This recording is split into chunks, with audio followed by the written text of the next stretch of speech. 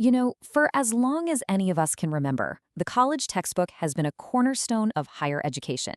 It's just a given. But in a world where you can learn almost anything on demand, is its time running out? We're about to look at a really fascinating experiment that puts the old school textbook head to head with a modern digital challenger. Okay, so let's just dive right in by putting a number on a problem that, wow, so many students and parents know all too well. It's a figure that really represents a huge barrier in modern education. $1,451. Think about that for a second. That's what the average post-secondary student is shelling out every single year. And that's just on books and supplies. That's before you even touch tuition. It's a staggering financial burden. But here's the thing.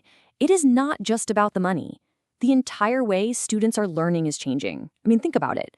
They're moving away from static, dusty pages and are way more comfortable with dynamic, on-demand video they can watch anytime, anywhere.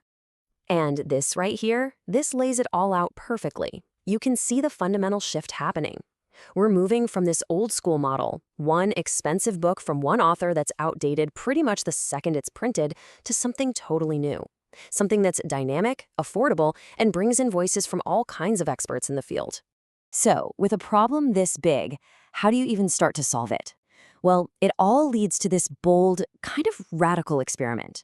A group of forward-thinking faculty in a nursing program looked at this whole situation and decided, you know what? It's time to rewrite the rules. They saw the insane costs, they saw how students were actually learning, and they asked a really powerful question.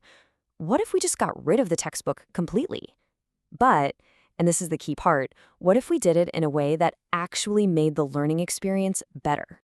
And this is super important. They weren't just swapping one thing for another to save a buck. They were guided by a core philosophy, this student-centered model. All that really means is that every decision they made put the student's actual experience and engagement first. So that brings us to the experiment itself.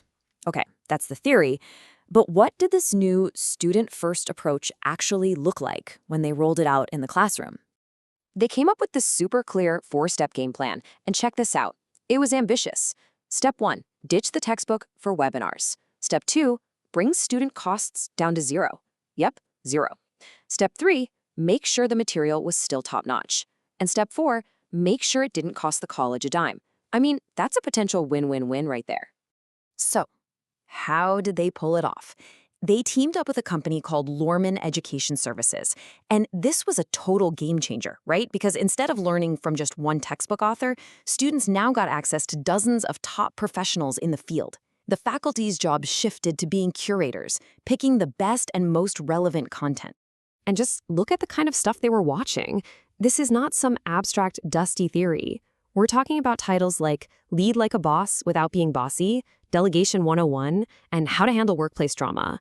This is the nitty-gritty, real-world stuff you actually need on day one of your career. And get this, the value went way beyond just one semester. Students got access to everything for a full year. That means the learning didn't just stop when the class was over. They could keep coming back to this material, preparing them for whatever challenges came next. So, the plan? It sounds great on paper. The resources, top-notch. But, you know, the real test of any new idea in education, it always comes down to the student experience. So, what was the verdict from the people who actually mattered most? It's the big question, isn't it? Did this radical move away from the textbook actually resonate with students? Did swapping a heavy book for a bunch of videos actually click? Well, let's look at the evidence straight from their own feedback. Right away, you can see a real shift in mindset.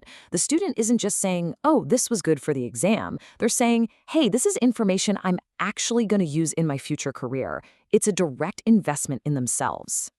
And it got even more specific. They found real actionable advice. This one student talks about a webinar on getting promoted and how to think about those new responsibilities. That's not just a fact to memorize. That's a practical career tool. And this is so, so important. They connected the dots. They understood that being a good leader isn't just some vague business skill. It directly creates a better work environment, which in their field leads to higher quality patient care. It brings it all back to their core mission. This quote here, wow, This shows they were getting something that is just so hard to teach from a static book. Learning the nuanced judgment to tell the difference between a serious issue that needs investigation and, employee drama, that is a sophisticated, high-level management skill right there. So it's pretty clear this whole experiment was a huge win. But what can we all take away from this? What are the key lessons? And what does this mean for the bigger picture of education? I mean, the takeaways are crystal clear. This model isn't just cheaper, it can be way more current, way more engaging, and it empowers students to be active participants in their own learning. And it really highlights that last point. This whole thing worked because you had faculty who cared enough to innovate and curate the best material for their students. And this really isn't about trying something new just for the sake of it. It's a necessary response to the world we live in, especially in a field like healthcare. Things change so fast. By the time a textbook is printed, some of the information could already be out of date.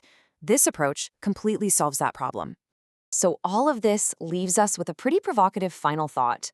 This experiment was a success, but it also depended on that careful curation by the faculty. So maybe the question isn't just whether the textbook's time is up.